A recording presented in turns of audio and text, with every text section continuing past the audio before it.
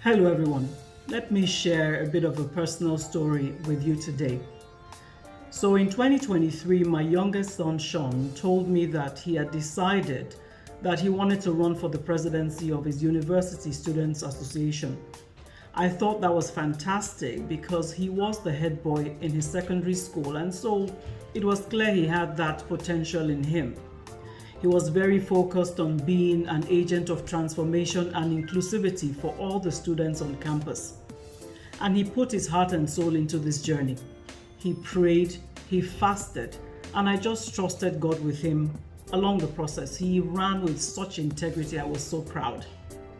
Unfortunately, things didn't quite pan out the way we expected, and he didn't win. It was a really tough time, a real disappointment for him. But what amazed me was how he picked himself up. He just dusted himself off and continued to move forward. He's always excelled in his studies, in his faith. And I remember that I told him that, you know what, even the pain of that experience, that loss, that it held value. And that every time you play with integrity, integrity will always speak volumes for you in the future. And I personally believe that God never ever wastes any experiences anyway. So fast forward to 2024, and he again told me that he wanted to run for the same presidency in the 2025 academic year. Now for me, that was something very laudable, because many of us, when we face a defeat, we will run back and not lift our heads again. And so we held hands and we prayed and once again trusted God with the journey. I know that my son had learned from the past experiences. He rejigged his teams, he re-engaged with the student body, and of course in all this, God remained his anchor.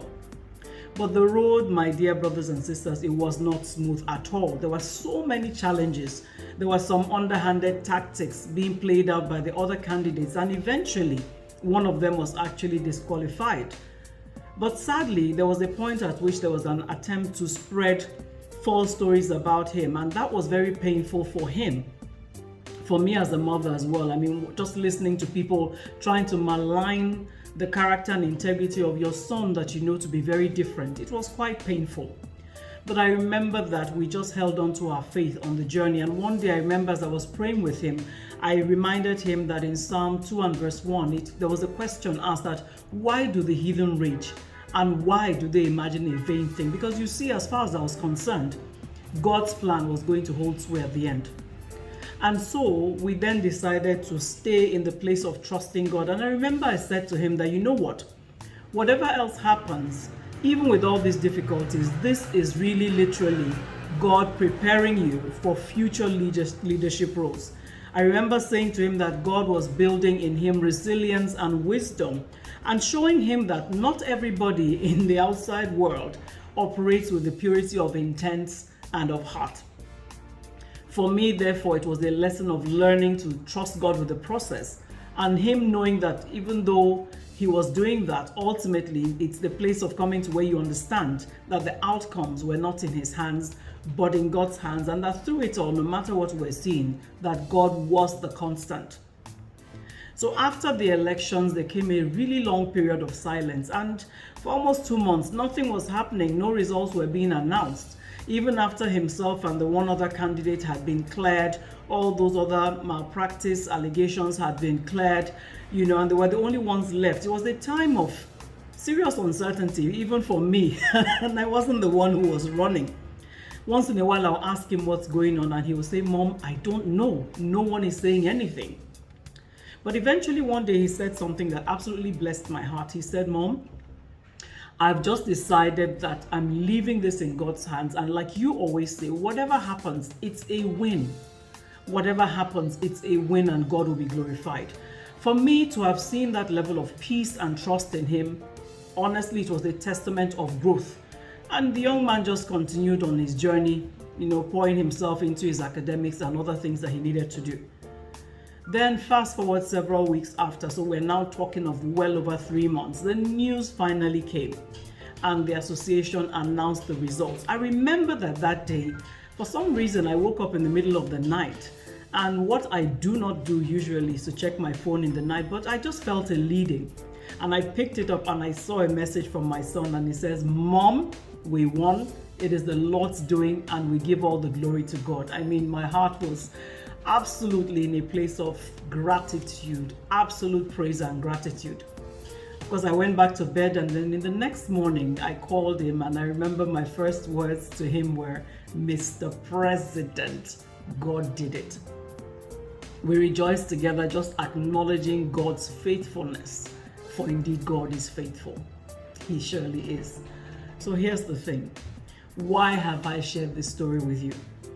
Because I feel that there are many powerful lessons in this my son's journey that can speak to both you and I, no matter what we're facing. And there's some key takeaways that I'd really like to share. First of all is this: listen, integrity matters always. My son ran his race with integrity, with honesty, with a genuine desire to serve. And even when things got tough, he did not compromise on his values. He was willing to step away rather than, do the wrong thing. In the long run, your integrity always speaks volumes, and it gives you a foundation of trust that is absolutely invaluable, irrespective of what your immediate outcomes might be looking like. I beg your pardon. The other thing I wanted to say is this: faith is actually an anchor in the storm. It's not just a cliche.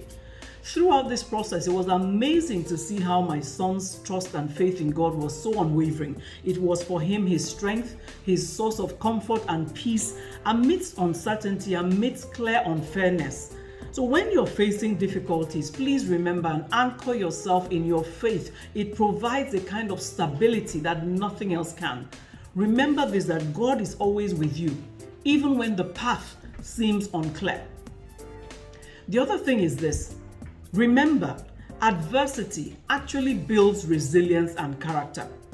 Through the challenges my sons faced, the delays, the false accusation, all these things, while they were painful, the reality is that they were building his resilience, they were deepening his character.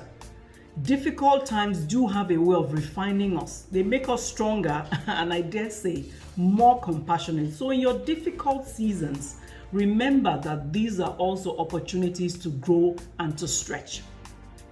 The other thing I wanted to say is this: please trust the process, even when it is unclear.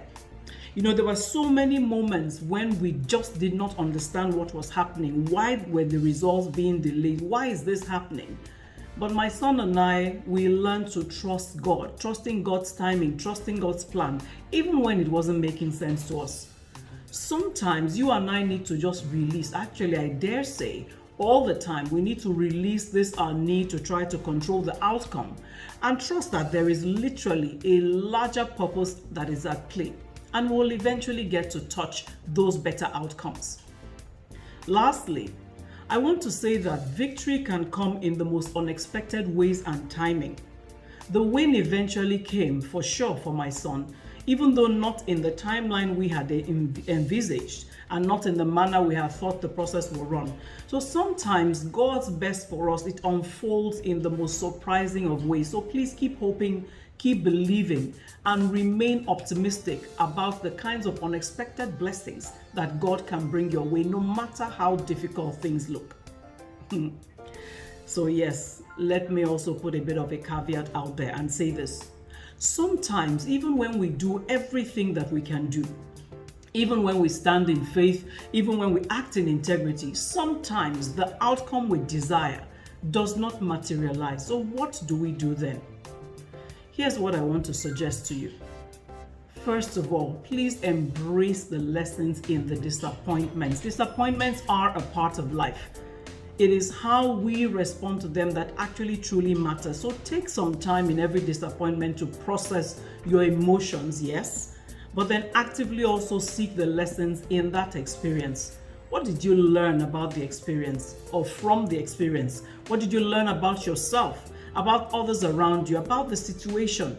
Some of those kinds of lessons, when we process them, they can be quite invaluable and can then equip us to deal with better challenges, bigger challenges in the future with more dexterity. The other thing you want to remember is this: try to find strength in that your character.